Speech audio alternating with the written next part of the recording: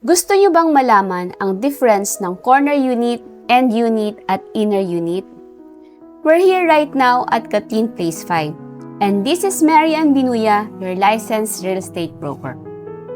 Let's start with the inner unit. Inner unit, you have smaller lot, smaller space, less ventilation, and limited ang natural light kasi may kapitbahay ka or katabi ka on both sides ng bahay mo.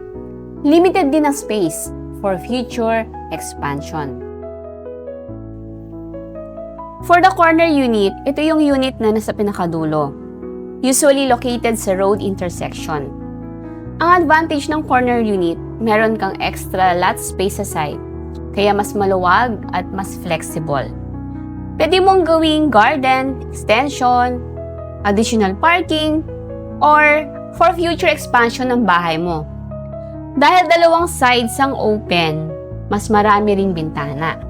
So expect better natural lighting at mas maayos na ventilation. So mas presko sa loob ng bahay.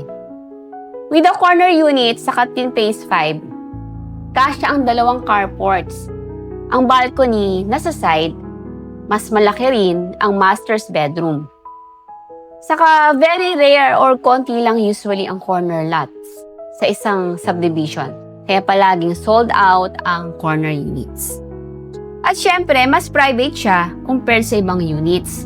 Dahil kadalasan, isang side at likod lang ang katabi mong bahay. If you're looking for a home na mas spacious, brighter, at may added privacy, corner unit is definitely a great option. Now let's talk about end unit.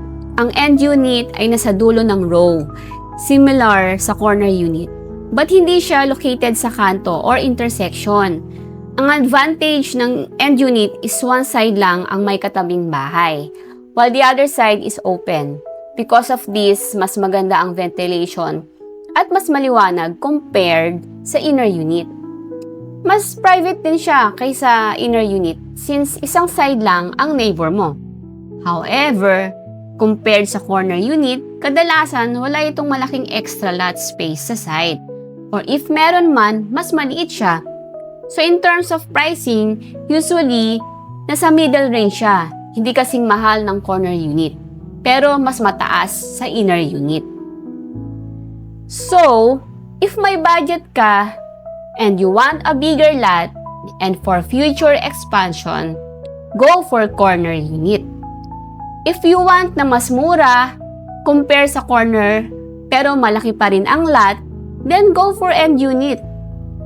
And if you want a balance of privacy, comfort, and affordability, end unit is a very good option. If first-time home buyer ka or looking for investment or mas maliit ang budget mo or konti lang naman ang family member mo natitira sa bahay, then go for inner unit. If interested ka sa Kathleen Place 5, may corner and end units pa. Baka maabutan mo. Kaya message me now for inquiries and site viewing. Bahay ba? Halika, tripping tayo.